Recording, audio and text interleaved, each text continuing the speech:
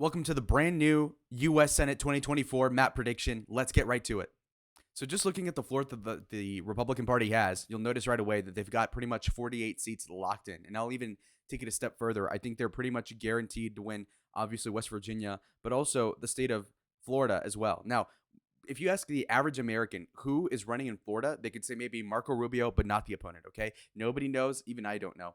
Now, red Texas is also very obvious. Again, this is a very clear race. Now, one thing that might surprise you, though, even though Minnesota was super close in 2016 and was like fool's gold in 2020, seeing millions of dollars put in by the Trump campaign, that's not the case anymore. And in 2024, Amy Klobuchar is running again for like a fourth term or something crazy. And the substitute teacher herself, Amy Klobuchar, is typically just going to win by a ton. Okay, she electorally is extremely strong, and it's actually really impressive what she gets across. It's like Susan Collins in Maine.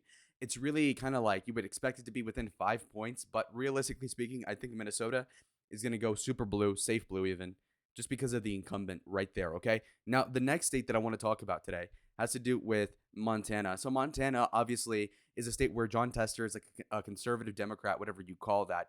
Now, when it came to any vote that's of substance, did he vote against Biden's policy? I don't really think so. So as of over 2 weeks ago, the most recent poll by the Hill / Emerson has basically John Tester beating Sheehy by 2%, okay? The Republican Sheehy, 2%. Here's the thing. That doesn't make sense. The math just doesn't make sense. Okay. Donald Trump won the state of Montana by almost 20% in 2020. In 2016, of course, won it by a ton. So Tester would have to get like over a third of Trump voters to vote for him. Why would that even happen? Ticket splitting never happens to that extent. So Montana is going right by any means. And these polls are misleading. You know, if you have a YouTuber that's going off of just polls, they're doing it wrong because it literally doesn't make sense. Look, I will shave my head bald if Tester wins. I'll just give it that way. Now with Klobuchar, she's up 16. Now this is probably not going to happen, but could she still win it by like 8? Yes. So by that logic, we have a blue Montana and a blue Minnesota and a red Montana. So there you go. We already won the Senate right there. Now it's a little more complicated than that. So let's get into more details. Virginia's not really being contested by the GOP, so it's a safe blue state. It's going to be closer than you'd expect. Maybe revert back to the 2014 numbers, but overall, just not looking good in the Senate for the GOP. But on the other hand, again, West Virginia would have been a big question had Manchin ran, and he would have lost. Therefore, he bowed out while he still could. So I'm not needing to cover that too much. Also, key break in time so I can gloat over Ohio, folks. Bernie Moreno, my uncle, just won the Senate primary. I called it. Other people, friends of the show, even Red Eagle Politics, he wasn't confident enough to say that Bernie was going to win, even with the Trump endorsement. I said, look, if my boy Trump, if his endorsement doesn't put him over the edge, like basically makes him win the election, then he's a loser. And thank God that the one political figure I really like basically got this guy over the hump. And so Bernie Moreno has actually won the state of Ohio in the Republican primary by upwards of 16.2%, okay? Over 112,000 votes as a margin. It's actually really impressive because I only predicted him winning by 1. So I look like an idiot, but a smart one at that, if there even is a case for that. Now, moving on to some other states. So the state of Ohio is definitely going red at this point. There's a lot of people, nincompoops, I would like to call them. They are just extraordinarily retarded. I mean, these election Twitter folks are just so out of line. They really expect Sherrod Brown, who is a Bernie-style Democrat, albeit a little less cringe, probably doesn't wear the mask everywhere like that idiot does in his 80s. But this Ohio Senator, Sherrod Brown, is definitely a progressive, which just means socialist in a pretty term. Anyway, when we're talking about this Ohio Senate race is not going to be close. Okay. JD Vance won this state convincingly over Tim Ryan, who was a strong Democrat. Okay. Generic middle-aged white guy. That's as strong as a Democrat gets in Ohio. He still lost. Now, this election is even better. Okay. Trump is on the ticket. Okay. So if Trump is poised to win Ohio by 12%, and he did amazing in the primary, uncontested, but still turnout was fantastic for Donald Trump. He got his hand-chosen candidate over the bump or whatever, over the hill. That's Joe Biden. Okay, so Donald Trump really helped Bernie Moreno. That is a good sign for him doing well, because if Trump is helping him across the line in the primary, that means that most Republican voters will also vote for whatever Senate candidate is on the GOP ballot. If that's the case, then clearly Ohio is going Republican in the Senate.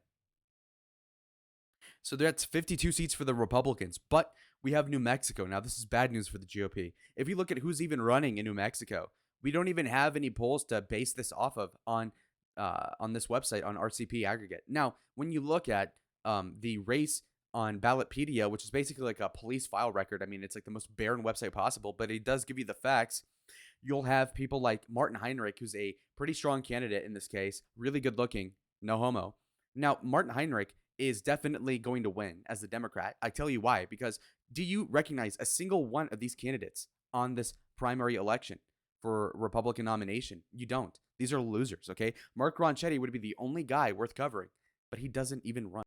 Apparently, Nella Dominici is going to be the person running against Martin Heinrich. Again, I don't even know who this is. I can look this up. And I mean, it just doesn't seem like it's going to go anywhere, this election. Again, who is this person? Seriously, like, I don't even know who this is. And her website is a donation thing. It's not even saying what her policy is. And she thinks she's going to win? Really? Look at this. Heinrich won his most recent reelection by upwards of 30%. Okay, so New Mexico's not even going to be close, and that's somewhat depressing. But anyway, so we're making that a strong blue state. So there we go. Now, moving on, Pennsylvania is another state I wanted to talk about, okay? Pennsylvania is difficult. The one poll people will see on this channel is going to come from the state of Pennsylvania. This one poll is by the Hill Emerson as of last week on the 13th. Rob Casey, Bob Casey, who's a super strong conservative Democrat, has 52% of the vote versus McCormick, who's like this big wig billionaire almost. So McCormick has a 4-point deficit to Casey's 52. Now, that's kind of pathetic because, again, Trump is slated to win Pennsylvania in my prediction. So for there to be a 5% underperformance is just out of whack. It's really bad. And you could say, oh, I mean, the polling's fake. You know, it slants liberals, but not really, okay? The closest election that Bob Casey has had statewide in Pennsylvania after like 4 or 5 races has been the 2012 presidential race, okay? In 2012, Bob Casey won the state by 9.58%, okay? Now, Obama only won Pennsylvania in 2012 by 5.4%. That means that he outperformed the Democrat on the national ticket by 4%, Bob Casey, that is, okay? So if you extrapolate that to mean that Bob Casey will do 4% better than Biden, well, if Trump wins Pennsylvania by less than 3, then Bob Casey's going to win. And it's not like the Democrats have a strong opponent in Rich McCormick anyway, so or Bob McCormick. And either way, when you look at it, it's probably going blue, unfortunately, because, again, Trump is likely to win the state by a narrow margin. So that leads a narrow margin win for Bob Casey. And that's rough, but it is what it is. In Maine, there's a technicality, of course. Angus King is an independent, but basically a liberal. Very cringe, but that's basically a Democrat seat. So now it's 44 to 52. We still have 4 more seats to talk about today. Now, the next state I wanted to cover is going to be Michigan. Okay, so the other state I wanted to talk about next is going to be Michigan. Michigan is just super hard to crack, okay? So Stabenow is retiring, which is good because she does pretty well in Democratic politics. But Alyssa Slotkin, who's a younger, I think, millennial congresswoman, Alyssa Slotkin is just not a strong candidate, I would say, but she's going to go in line with the Biden vote. I would expect it to. And I think Trump is like 60-40 going to win the state, at least like margin-wise. I'd say it's like maybe a 2% win for Donald. So if that's the case, then will he pull the Republican across the finish line? We don't know because there's a couple different people running, okay? So if we were basing it off the most recent polls, we don't even have a good poll. And the last poll was last month with only 600 respondents, okay? This was done by Epic MRA, which I've never heard of. And they have Slotkin winning by 1 over Rogers, which is insane to me because that's such a low margin, 39 to 38. That's only 80% of the vote. But looking forwards to, or in the past, to January 6, 2024, you'll notice that the Glenn Gariff group, which I've never heard of, again, with a super small sample size, is going to have Slotkin winning most of these races against Craig, Rogers, and Meyer. And, I mean, it's a difficult thing to look at. But given how weak the field looks for the Republicans, where they can't even get their mind made up on who's going to win the primary at this point, I would say that the Democrats are going to win Michigan narrowly. Next state I wanted to talk about. Now, Leah Vuckmeyer in the 2018 election, which was the last time Tammy ran, got trounced by about 11%. Now, this is a little bit of an externality because obviously, you know, she was terrible. I think Hovde is a better candidate. That being said, it's not going out too long where we're looking at an election where it's looking competitive. But anyway, when we're looking at 2012, again, Tammy Baldwin is still really resolutely strong in a lot of these places, including the Driftless area in Wisconsin. So it's not looking great on that aspect. But when we're looking at 2024, Eric Hovde does seem to be a stronger candidate writ large. And I think that Trump is going to be on the ballot helping Hovde. But at that to that end, I think that if Trump doesn't win Wisconsin by at least like 3%, I think Hovde will lose.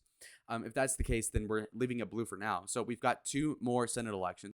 Okay, now Nevada Senate is really difficult to predict because we have Jackie Rosen, who's a standard fair Democrat woman, but we've also got a guy in Sam Brown, who, albeit missing a lot of his skin tissue, is still in the race, and he's got a lot of skin in the game, so to speak. He really put whatever he has left into the game because he's really going balls to the wall in this election. So I don't want to count him out because, Nevada historically in the Senate has been Democratic as hell. But today we have some polls that will contradict that narrative. Okay, Marchant, who we don't even know who that is, was down by 6. Brown down by 2. This was as of last month on the 21st of February. Okay, that was Olivia Rodrigo's birthday, by the way.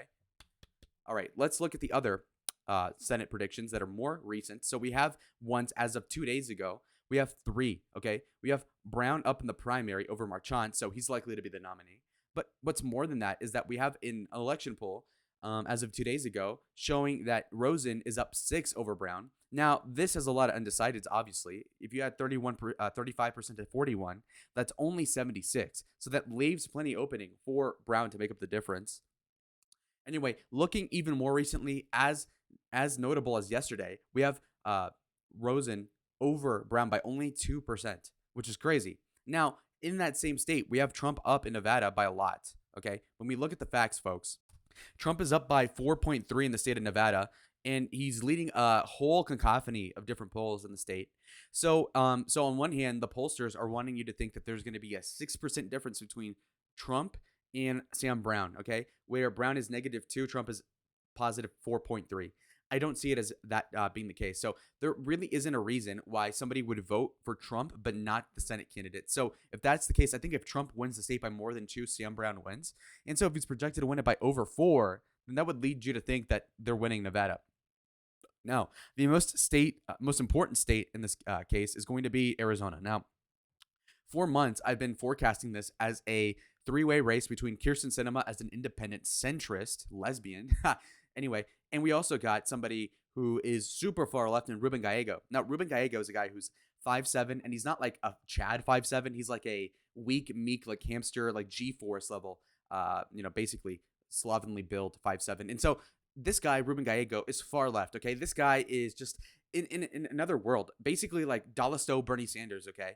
And what's really bad about this guy is that, again, he's meek, and not the sort of meek that would inherit the earth, not the Mitch McConnell sort of resilient turtle that traffics cocaine allegedly, but more so the one that is just going to get trounced by a boss lady who's also 5'7", plus heels, Carrie Lake. Okay, so Carrie Lake, if you look at the most recent polling, and we can really even just check it right now, folks, if we're looking at it, it has Ruben Gallego up by 2% on the aggregate. Now, that is a little redonkulous, obviously, but I mean, if you're looking at the aggregate even more in detail, Guy goes up by 6 in a 2-way race. Now, this is all recent polling, though. It's all recent polling, if only because we know that, Carrie Lake is probably going to win, in my opinion. Now, here's why. So, yes, he's up by 6 on the aggregate, but we got to look at the facts. When we're looking at the general election results in Arizona, we see that Trump on a 1v1, which is not the case. RFK is likely to be on the ballot, Jill Stein, etc., taking votes from Biden. We see that Trump is up by 5.4%. 5.4%. Okay. So Carrie Lake would have to underperform Trump by almost 6% to lose to Gallego. That doesn't make sense. Why? Carrie Lake and Donald Trump have about the same voter. Okay. If you look at a Carrie Lake supporter and her Trump supporter, they're like the same person. Okay. They have similar political vibes. And so they're likely to get about the same amount of votes. Now, here's the thing. Ruben Gallego, on the other hand, is notably to the left of Joe Biden on policy if you look into it. Living here, I get it. Now, in Arizona, you can also tell that people are more towards the center right than they are to the moderate to the far left, okay? So Ruben Gallego, all Carrie Lake needs to do is say, look, Trump is anti-Gallego. That's going to get enough people in the Trump camp to vote for her. So if Trump is projected to win the state by 5.4, Carrie Lake could win by 3. And even if Trump wins by like 3, Carrie Lake can still win by 1. So I think Carrie Lake will win the Senate race. I know the polling doesn't look that way, but the polls are out of whack and they're out of touch. So 54 Republican seats to 46 Democratic seats. So that's a net flip of about 4 seats on the aggregate. We're flipping Ohio. We're flipping West Virginia. We're flipping Montana. We're also flipping Arizona. So that's going to be lit, folks. See y'all in the next video. Adios.